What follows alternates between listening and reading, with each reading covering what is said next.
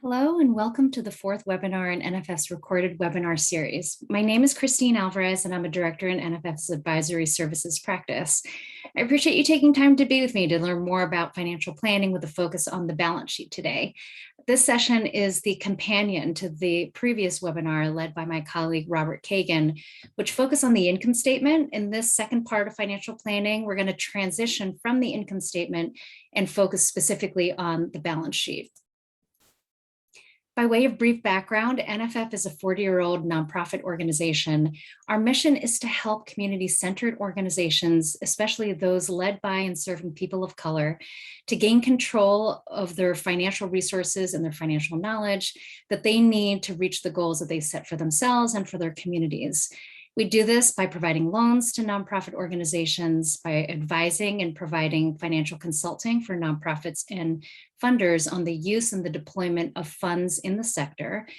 And outside of providing loans and consulting, we're also aiming to build a movement that shifts funding and financing practices so that more money flows with less restriction to community organizations.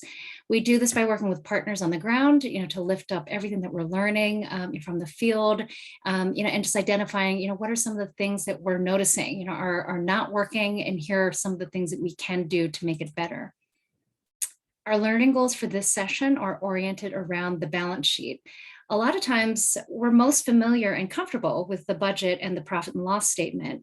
And in our last session, for those of you who attended, you probably heard my colleague Robert talk about not just how to interpret and read the income statement, but also how to maximize the income statement for planning for the future. In this session, we're going to pick up on that thread and explore the ways that we can use the balance sheet to help us just assess the financial position and the financial strength of our organization so that we have a clearer understanding of our organization's risk by looking at such metrics such as liquidity or the availability of cash.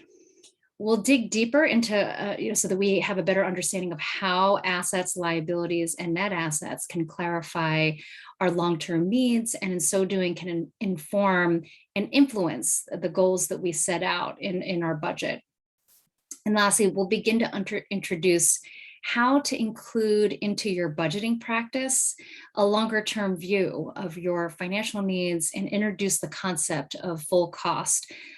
So practices, that ensure that your budget starts with your plan for this immediate year, but also includes a long-term view of what your organization needs over time. And so some things that you can expect from this session is that we will pause intermittently after sort of modules or bursts of content, followed by a prompt or an opportunity to practice or engage in the material. And whether this is a review for you or new material, we aim to structure this session so that it allows for space for you to go at the pace that's right for your own learning. And so we hope that you'll walk away from the session with a better ability to review your balance sheet and assess your current financial strengths and financial needs so that you can plan for longer term needs in support of your mission. You've heard us talk pretty candidly about the reality that many organizations face in terms of how difficult it is for nonprofit organizations to generate surpluses because we're often operating businesses that require third-party payers, in part because we provide services to individuals and communities who may not be able to pay for the full cost of what it takes to deliver our services.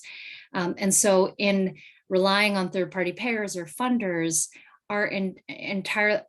which is entirely business for us to run, as compared to our mission work, just knowing how hard it is to build financial strength within those constructs is important framing, for how we think about financial strength. And so we know that aiming to break even in our annual budgets tends to not be enough. And so if we leave, with only just one message today, it's just reiterating the importance of aiming to build surplus goals into our budgets. And that's what this visual begins to illustrate. When we talk about financial strength, there are two components that we focus on. First, we talk about the business model, essentially how we generate our revenue and deploy our resources in service of our mission, which we covered in the previous session with Robert. Business model is the result of our annual operations. And so when our business model is healthy, we generate surpluses that are repeatable, that are consistent over time. And business models reflected in our income statement. And the primary question that we ask when looking at our financial statements is just understanding, do we bring enough revenue to not just cover our costs, such as paying our team and vendors, but also generating surpluses that allow us to build our capital structure, which is reflected on the balance sheet. Capital structure is different from business model. It's a snapshot of financial position. And the key question we ask here is, do we have enough cash on hand?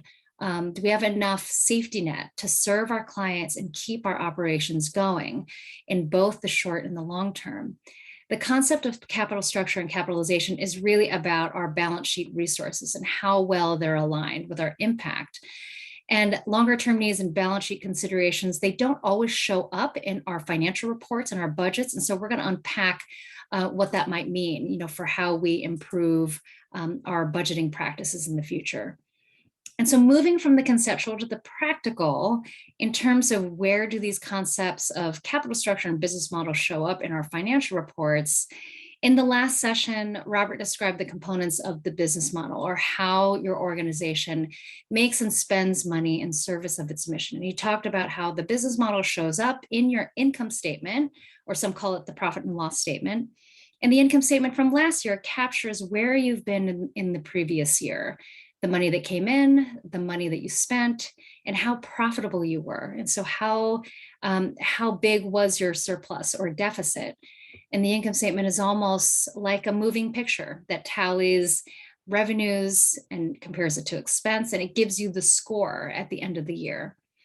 And in comparison to the income statement, the balance sheet is more like a snapshot at a very specific point in time. And that point in time is often the last day of your fiscal year. The snapshot's much like a photograph of how much you own, such as assets like cash in the bank, how much you owe, and it captures what the net worth or what's left over at your organization in terms of safety net. And so your previous financial statements can provide the clearest summary of where your organization has been and where you are today. And while the income statement and balance sheet captures your past and your present, the budget is meant to show where you're going and captures what you anticipate will happen in the next year. The budget is essentially a forward-looking plan of how you expect your business model to run in the next year. And it's important to note that all three statements shown here fit together. Both the income statement and balance sheet should inform the creation of the budget. Last year's income statement is often the first place to look when crafting this year's budget, and the budget for this year should ideally consider the goals and the needs that you have for your balance sheet. And so last time we touched on key questions that an effective budget answers in terms of what we're planning and expecting. How adequately can revenue cover our costs this year? Is it clear what portion of our budgeted revenue is actually available to cover this year's expenses and aren't committed to a specific restriction, whether that be a purpose or a future time period? And so the next question really goes to identifying what revenue and expense is the result of the normal and ongoing course of doing business and is not a one-time or special extraordinary event. And so those were some of the items that we began to highlight in terms of questions that an effective budget should answer. And as it relates to today's balance sheet discussion, we also want to make sure that our budget is including long-term financial needs, balance sheet items, which we're going to dig into today. And so let's just start off with some definitions, defining the balance sheet. What is it? It's the financial report that summarizes an organization's assets, liabilities, and net assets. It's also called the statement of financial position. What it tells us is an organization's balance in terms of what it owns versus what they owe and the net result. It reflects the overall financial position of an organization at any moment in time. It also shows the accumulated results of the individual years that an organization has operated over time. And so another way to think about it is that you can actually see by looking at an organization's balance sheet what the accumulated impact of decisions and circumstances surrounding those decisions. And the reason we care about the balance sheet is because it reveals the true financial position of an organization, a unique snapshot in time of the financial decisions, the circumstances that have surrounded you, and how much risk your organization can now tolerate. We also care about the balance sheet because it helps us get a clear picture about the resources that an organization needs in order to support its operations, and indicates how well an organization can manage risk or go after new opportunities and respond to the need in the community.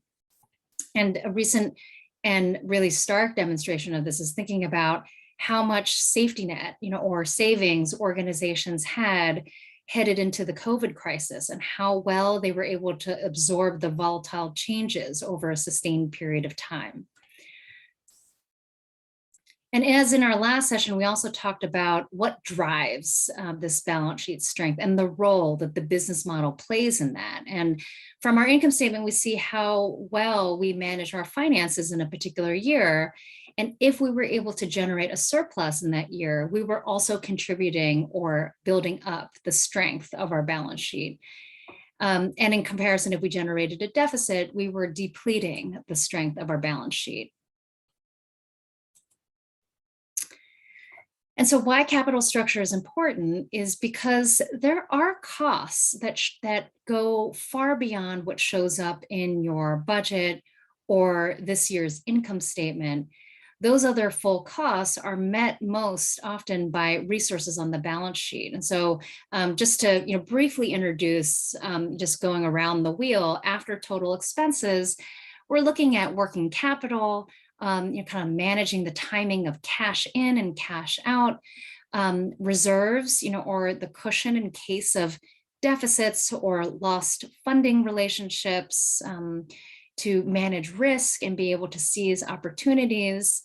These three on the right, tend to be needed by all organizations. And then there are a few more needs on the left that are needed by some, but not all organizations, in terms of being able to service any debt, taking care of any fixed assets or buildings that we might have, and then the kind of capital that we may need to change or transform our business model. And so I'm just previewing this concept of full cost at a really high level, but we'll also note that later in the series, in webinar 10, we'll take a much deeper dive into full costs and unpack each of these areas. And so if that is something that is interesting to you, please do look for webinar 10 on full costs, facilitated by my esteemed colleague, Ashley Franks. And so how do we evaluate our ability to cover some, if not all, of the full cost components that we were just looking at in the previous slide? We really look to our capital structure. In our sector, we'll often hear the term capitalization that correlates to the purchase of a building or a facility or a permanently restricted endowment. And while these things are specific elements of a capitalization plan, doing it well is really about having cash when your organization needs it the most, so that you can navigate around risk and to innovate in order to meet the need in your community and to just manage what may be unexpected. And so a good understanding of our balance sheet allows us the opportunity to identify those needs that are both short and long-term, and those things that are important, not just and go far beyond this current fiscal year. And many of our nonprofits, thanks to the flawed system in which we operate, they are undercapitalized, meaning that they are carrying way more than they have the resources to do sustainably. This first photo is one, that might represent an organization that's struggling to stay afloat with the resources it currently has. And sometimes nonprofits are miscapitalized, or that the mix of resources are not aligned with the organization's mission and strategy. And in this case, it may be helpful to point to just a brief example. Right now I'm working with an organization that has a permanently restricted endowment, that was gifted to the organization many, many years ago. But the corpus of that investment, it is not available for general operating use, and is highly restricted, and is restricted in perpetuity. And so it's just the investment income, that's available to the organization on an operating basis. And so while this organization has this rather large asset sitting on its balance sheet, in practice, it's not able to access enough flexible, unrestricted cash or working capital to meet immediate bills on time. And so that's just, one, there are several examples, to possibly, demonstrate this notion of like misalignment of balance sheet resources with mission. But that's just one.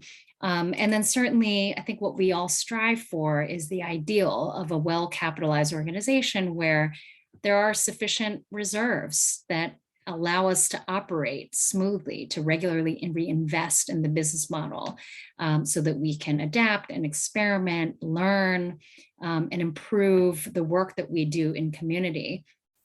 And so we can talk a little bit about like what it feels like in that third picture, and some of the characteristics of what that might feel like in a well-capitalized situation. Could include things like the relief of knowing that you can pay bills on time and managing cash flow is not in a crisis situation, or just the certainty that that if equipment breaks down, that you have the resources on hand, or in the bank, that you would be able to make those repairs and replacements and handle that risk. It could also feel like the reassurance that you might have, that you have a plan for any debt that you've taken out, excitement about new opportunities so that when they arise, you actually have the space and the resources to take advantage of them and pursue them without overextending yourself or your team. And so it just could generally feel like the confidence that comes with, if something unexpected happens, your organization can handle and navigate because it has the safety net in place to absorb the risk that may be inherent in the model. And so capitalization is the process by which we determine the resources that our organization needs to implement strategy and serve mission. And we started last time with Robert by looking at the business model and determining, what are identifying, what's associated with that model, what's needed, identifying any options for improving the model, if it wasn't viable. And next, we're now determining our goals around capitalization, and those goals need to be appropriate to our size, our capacity, our funding environment, our operating context. And so it's not just about identifying the types and amounts of reserves, it's about being able to set goals in the long term. And so first we need to understand what's most important to take away from our current balance sheet report. And when we talk about balance sheet needs, it is really that long-term view, and it's not something that happens overnight. And so just wanted to caveat, all of this conversation by saying that long-term capitalization, I think on first brush, it may seem overwhelming if you think about it as a one-time raise, but rather we're really thinking about incremental changes, that can be made to your model in pursuit of longer-term financial health. And so let's just spend a little bit of time talking about how it is, that we assess and really get a clear view of our current balance sheets. And so, as I said, capitalization is found on the balance sheet and balance sheet composition. It's that mix of assets, liabilities, and net assets. And the balance sheet should balance. Assets should equal liabilities plus net assets. And just digging down one step further, when we look at a balance sheet, we want to know, what do we have and how flexible are those things? How do they support mission? Are they integral, to the way that we work with community? And what are some of the operating implications or the things, that we need to manage, and really being clear on what those implications are? There's 3 categories on our balance sheet. The sequence of the info from top to bottom is presented from those items that are the most liquid to least liquid. Liquid meaning, how quickly you can convert those assets, or how readily available those assets would be in the form of cash.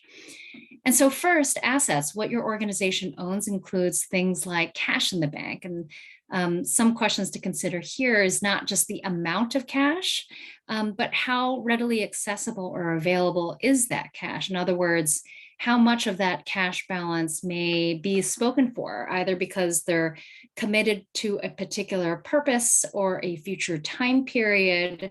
We need to understand that in order to know how much of an actual safety net we have available.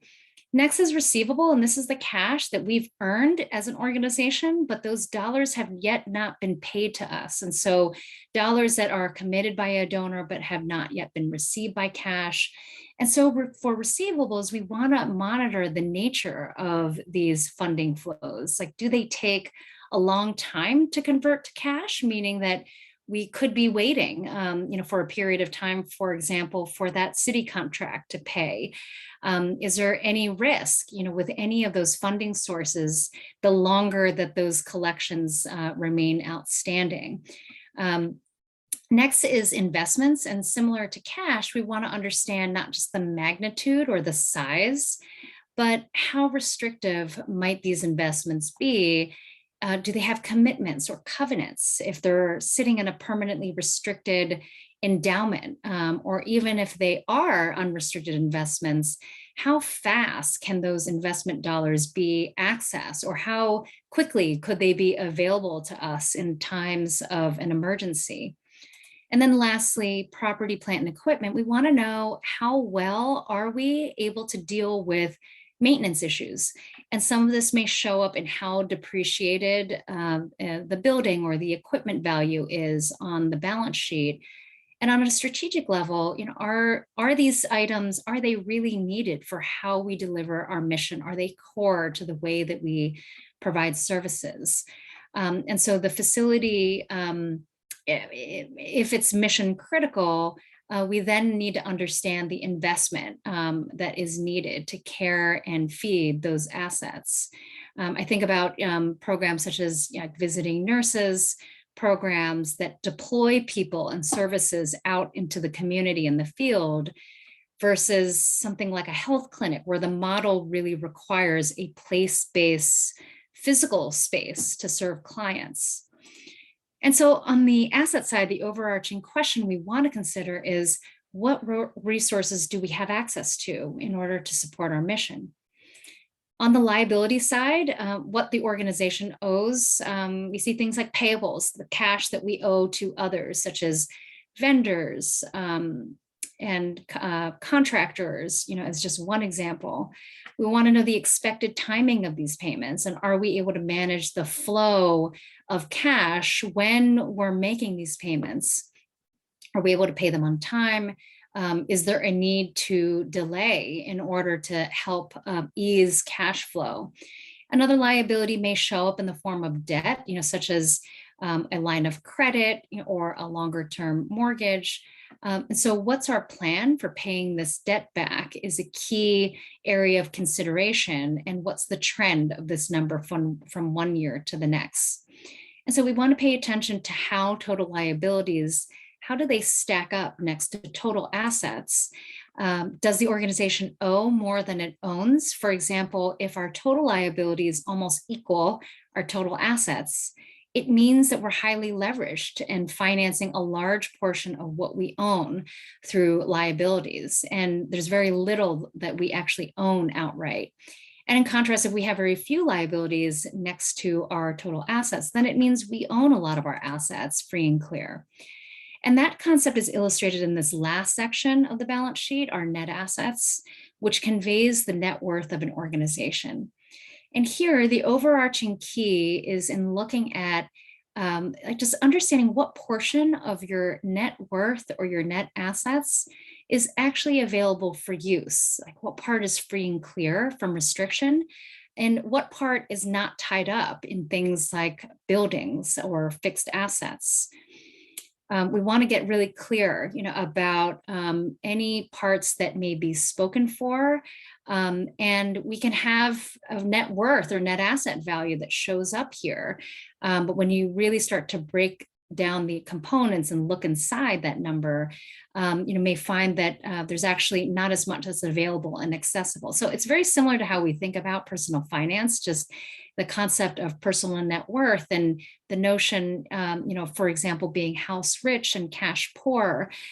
Within the net assets without restriction, we want to know whether we own more than what we owe, what's actually liquid in this category, and do we have cash reserves? Are they suitable for our needs? Do we have reserves that our board could think about putting board designations around in order to protect the purpose and the use of certain reserves? And so that category is really distinct from net assets that are with restriction.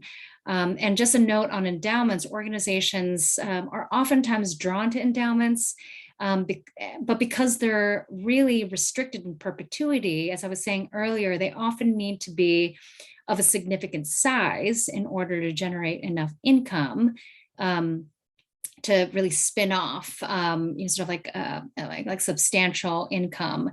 And it doesn't have any real flexibility. And so the bottom line in looking at your net assets section is that you just want to make sure that you have a clear understanding of what real flexibility you have and be able to identify the specific buckets of what's without restrictions. And so we can take a look at an example just to give you just some ideas, for how to begin unpacking the balance sheet. And so here's just an example balance sheet of an organization we previously worked with and removed all identifying information for anonymity purposes. We worked with this organization at the beginning of 2019. And what we're looking at here was, at the time, the most recent year's balance sheet. The previous fiscal year was fiscal year 2018. And when we take the handful of specific questions from the previous slide, the broader considerations revolve around just a handful of key things. Ultimately, we want to understand, do we have enough and the right types of resources to support the mission in the short and the long term? That's first. And then next, what kind of position are we operating from? Either from a position of strength or position of challenge. We want to know, if our organization faces a difficult year, how well would they be able to afford a deficit, for example, and how large, of a loss could that be? And so you'll see for this fictitious organization, ABC Center, they have a number of balance sheet items, and each of these things must be managed and has its own set of operating requirements. And at this point, what we'll ask you to do or suggest is to take a moment to pause this recording to review the balance sheet items and amounts here, and ask you to reflect on a few things. First, what stands out to you in ABC Center's balance sheet for 2008? What stands out to you? And second, what is the largest number or the largest driver of the balance sheet? And what might that tell you about some of the things that this organization has to manage? And so, reflect on what stands out to you and what's the largest number or driver, and what might that tell you about the organization's management needs.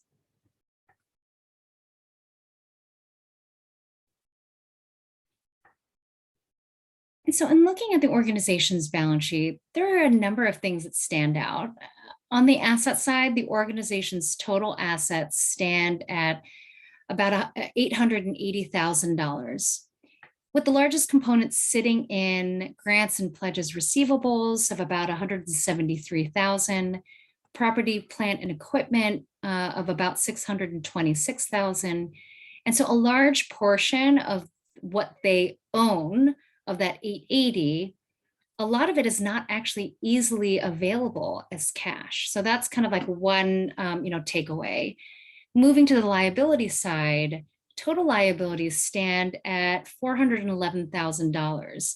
The largest item on the liability side is in a mortgage that has an outstanding balance of $302,000. There's some smaller short-term items like a line of credit and accounts payable. So things that are due within a 1 year period is about $100,000. And so now we can look at the net assets section, but we don't just want to go to the total net assets number of 469. We want to understand how much of that net asset or net worth is actually available without restrictions. So we know that $340,000 of net worth without restriction is actually available to the organization. And so that means that the organization's safety net is not attached to a specific commitment or restriction totaling $340,000.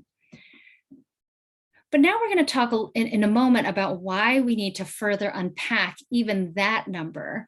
And so for me, the first thing I notice on the top sections of assets and liabilities is that the biggest numbers on the page really sit in property, plant, and equipment. And that means that from an operating standpoint, this organization likely has to regularly maintain the care and feeding of their fixed assets, such as any replacement costs of major building systems, manage ongoing maintenance. And that's, kind of like would be typical, for a model that is placed-based. I also notice mortgage receivables, which means that they need to have a plan for regular on-time debt payments. And then I also go to the organization's true measure of safety net assets without restriction stands at $340,000, but it's important to really compare and really pay attention to property, plant, and equipment as the key driver of assets. It is likely, that there is a portion of this net worth without restrictions that may be tied in the equity of the building. And so we need to unpack that just a little bit more.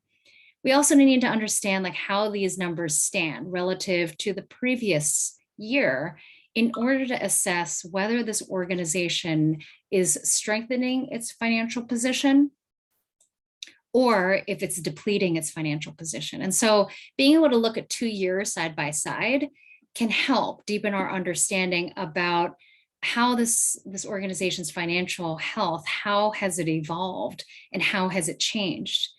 And remember that balance sheet data, it represents a snapshot in time. And in this case, it's the last day of the fiscal year for 2017 and the last day of the fiscal year 2018.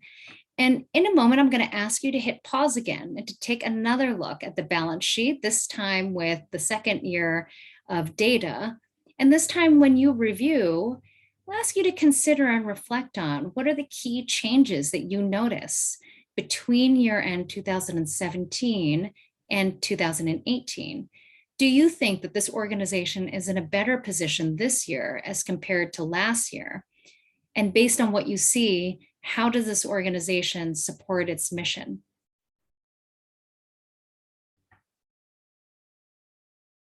Okay. And so let's just review. Total assets, it did grow by about $45,000 between 2017 and 2018. And we see that some of that growth is driven by the cash category, in part by the receivables category. And at the same time, they seem to have been able to grow their assets without taking on more debt or taking on more liabilities. Their total net assets or net worth also went up, by about $60,000. And we can see a lot of that growth corresponding to what we're seeing in the movement in cash and receivables. With all of that said, it's important to note that we have to pay attention to where that growth is happening. And so for ABC Center, net asset growth is actually happening primarily within the portion that is restricted. And so the part of net assets without restriction, the most flexible part of net worth, it actually went down by $40,000. And so it means that that organization likely generated an operating deficit in that year. And so while the organization has grown its net worth, it has grown it primarily in the areas, that are restricted for very specific purposes, or for a future time period. And so something to pay attention to, when we are looking at patterns and, wanting to see or notice what's actually happening, within an organization. And so just to recap, we have a balance sheet that's been driven primarily by receivables. And so thinking about like how collections management may be a big part of their business model, property and equipment, where maintenance and like replacement costs, may be a big part, of their operating considerations, and then also debt management. And so there's just a wealth of information. You can see that we're just scratching the surface here. By looking at balance sheet data, that there is an element and a depth that you start to see in terms of how the composition changes over time. And so the numbers help reveal the story, but the story can't be revealed solely in the numbers. And so the context, kind of like considerations and decision points would be the missing piece, in terms of like how this group, how they're managing like in the here and now.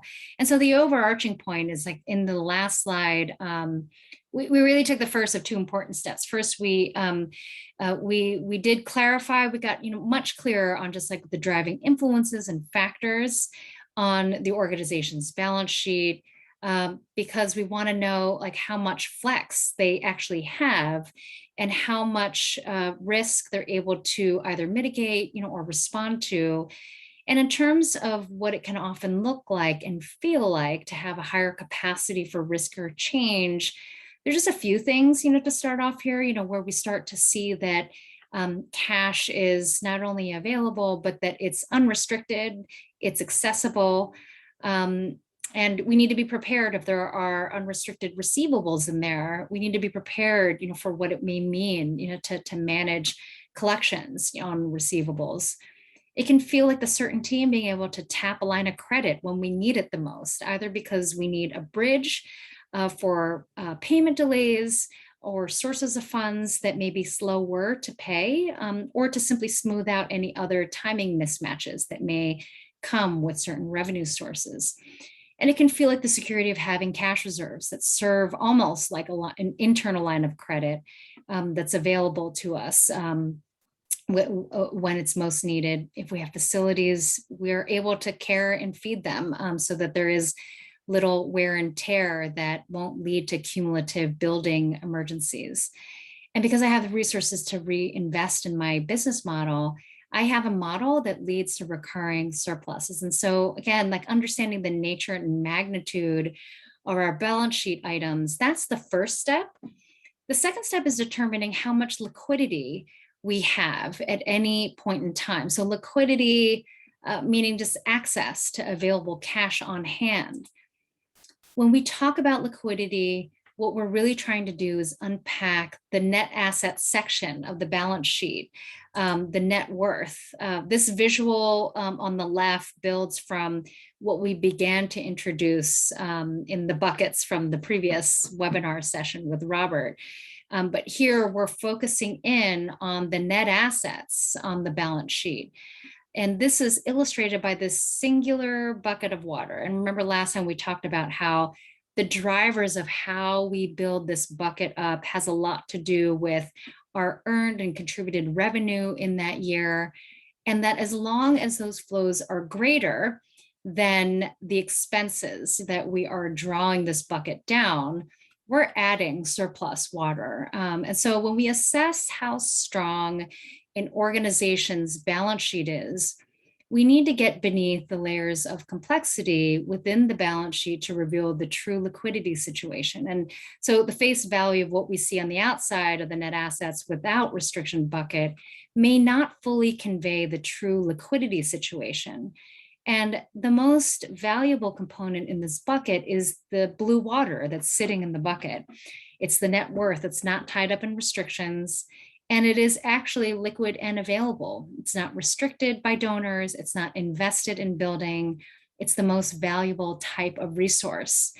But there are other things that sit inside this net asset without restriction bucket that makes the water level appear to rise and may inflate the net asset value that we see on the balance sheet.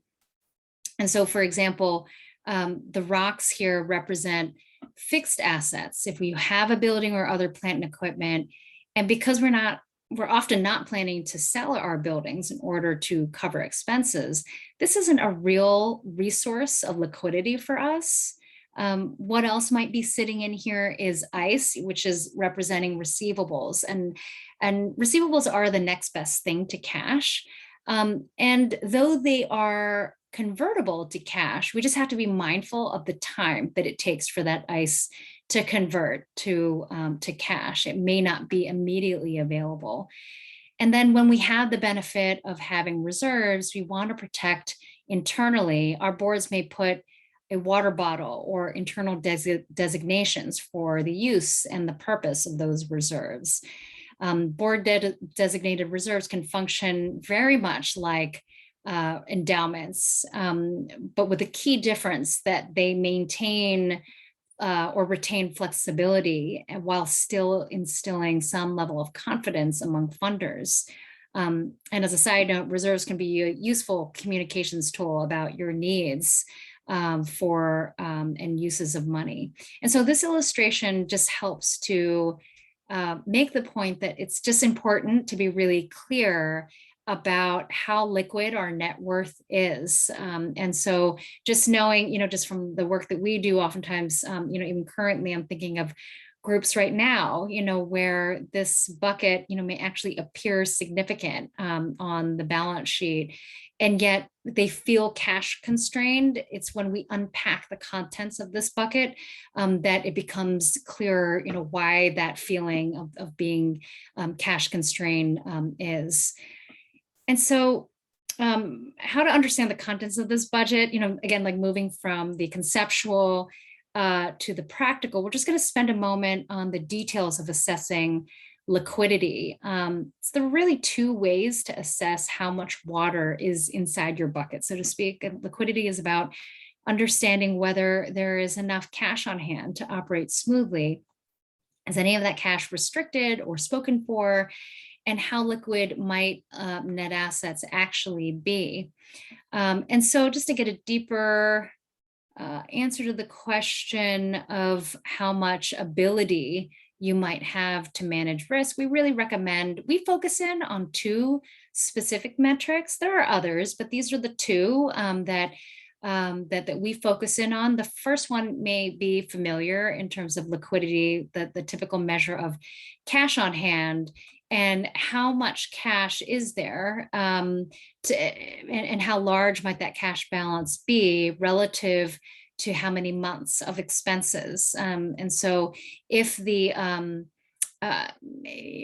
liquidity is adequate, then it just gives us a place, to start some of our planning, around our business model. But this metric, it can provide a really limited view of an organization's liquidity because it doesn't account for cash that may not actually be available to us, because there are restrictions or commitments on that money. But for all intents and purposes, like months of cash, you can see the calculation here is calculated by taking that year-end cash balance and dividing it by your average monthly expenses.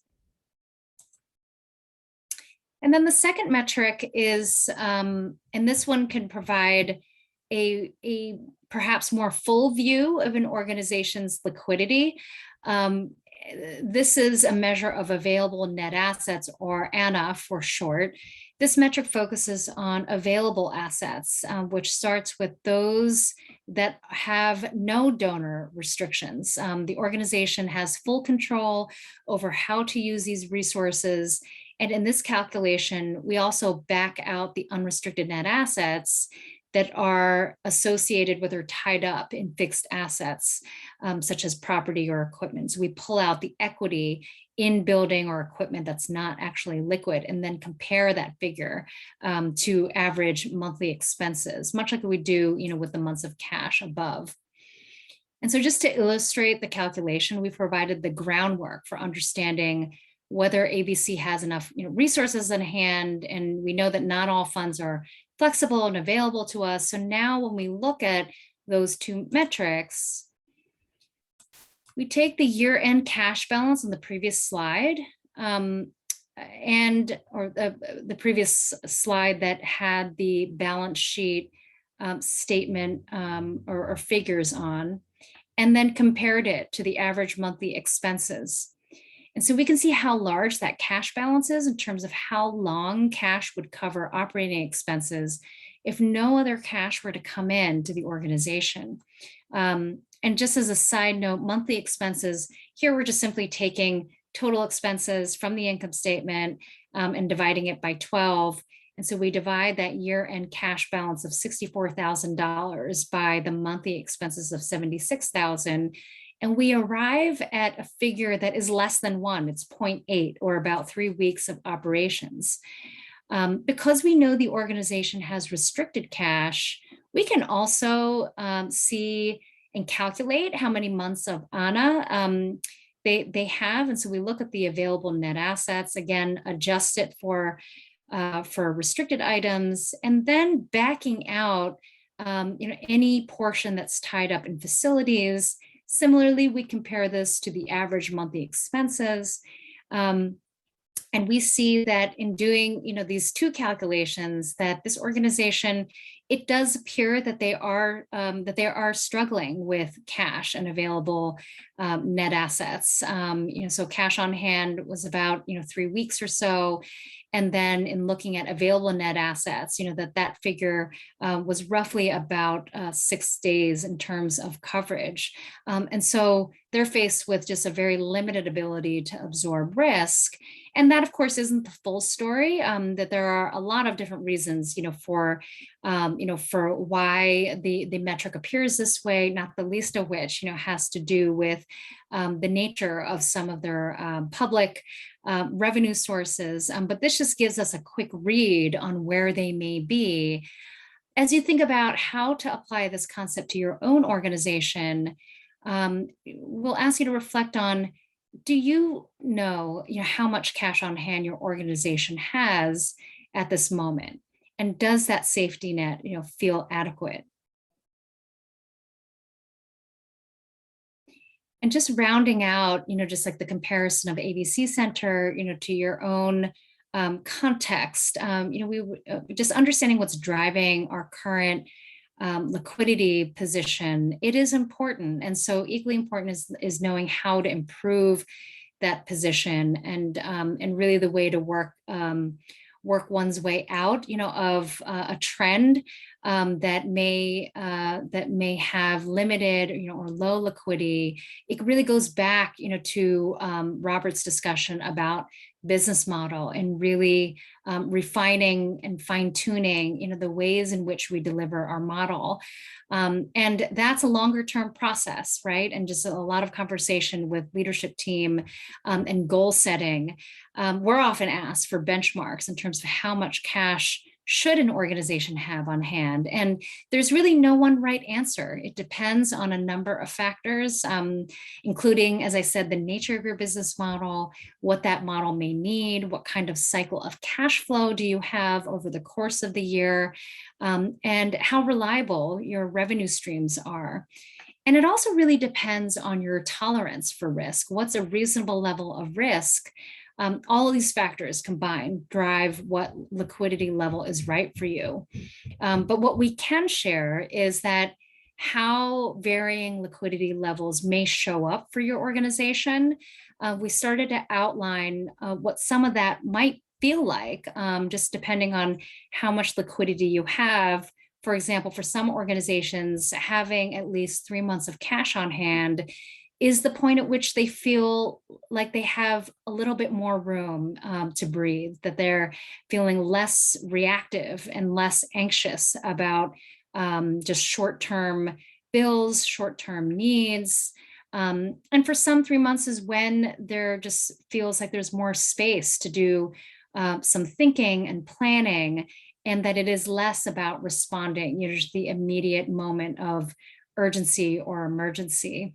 In reality, we know that for all of these reasons and drivers that I mentioned, the cycle of cash and the nature of revenue contracts, some organizations have figured out how to manage within liquidity levels that are far less than 3 months. And though it's not, there's not a wrong or a right path here, it's just the reality that if you have, for example, revenue models that are largely dependent on city contracts, which can often come with delays in reimbursement and payment, then 3 months of cash may not be realistic. What these benchmarks can do is support goal setting in the future, especially when discussing with leadership team and board members, what are the things that we can start to plan for over time. We often engage our clients to start that conversation with 3 months and evaluate the value of 3 months of cash reserve and what it can really do for you. And so these benchmarks are really intended just to help inform that conversation. And on that note, we'll leave you with just some considerations that when you sit down to plan your next budget, in the nature of liquidity, you're really asking your team and your board, how do we want to think about long-term goals within the context of our budget, including improving liquidity? And so these are some of the full cost items that I introduced earlier, some of the examples of how you can begin the process of exploring whether and how to include these items that address working capital, reserves. Again, in session 10, my colleague Ashley will take a deeper dive into these items, but in the meantime, it can just be helpful to begin considering what could these long-term goals look like and how can we begin to intentionally build them into our budget. We spent a lot of time today talking about liquidity. Strengthening liquidity can be a great starting point. Strengthening our available cash. Some organizations will build into their budget a contribution into savings directly into the budget to support those longer term needs. And then, as I said, the needs that are a need by some organizations, some of the time, again, debt principal, fixed asset additions, changed capital, these are going to be items that we'll dig deeper into in session 10. But suffice it to say, that these targets, are often longer term aspirations. And so getting the conversation started is one key step. And we provided an example here, of how this can show up or look like in your budget, or one option for carving out space. You'll notice that in this organization's budget for fiscal year 21, they're expecting their operating revenue to total about $984,000. A lot of it is in foundation support. There's some earned sources of revenue. They've outlined their operating expenses below that are recurring and over the course of business, the things that they need to keep their doors and operations going in fiscal year 21. And when we compare their expected revenue and expense, we see that they're expecting a very modest surplus of $8,000. And so building full cost considerations into the budget, this organization's leadership team decided to start with providing a line item for contribution to cash reserves so that they could meet those day-to-day cash needs. And so for this first year, within that goal, they inserted the goal to be $15,000 for fiscal year 21. And so in clearly designating a line item into the budget, you can see that the organization will need to begin adjusting their revenue and or their expenses in order to hit that long-term target. And this is just one example of how to begin including full cost considerations into your budget. And again, later in the series, we'll take a deeper dive into full cost. And so we've covered a lot of ground together, and we spent much of our time clarifying how to assess your financial position through the balance sheet. We've provided this summary of financial health indicators just to help prompt next steps and exploration, going into the future. And I'm really grateful for the time you've spent with me. Some of the implications of what we've discussed today will lead to more questions about goal setting. And some of you may leave this session with questions about how to improve things like liquidity indicators. And so I do invite you to continue the conversation with us. In our next session, my colleague Marisa Kubasek will take us deeply into the specific practice of cash flow planning. Balance sheet is a reflection of your financial position at one specific point in time, but how you manage throughout the year is in part managing to your budget. The other half is about how you manage your cash flow over the course of your year. And so Marisa will get into the mechanics of the visual, sort of like illustration of your cash flow and how to really use cash flow to help manage those peaks and valleys of cash. And so for those of you who are interested in further building your practice in cash flow, we'll tune back in the next session, number 5, on cash flow planning. And as a reminder, today's session is part of the first half of our 12-part webinar series, The Fundamentals of Financial Planning.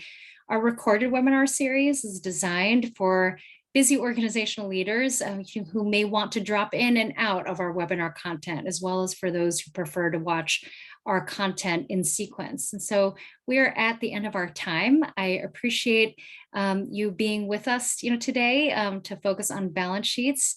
We hope to see you again, and thank you, and have a good rest of your day.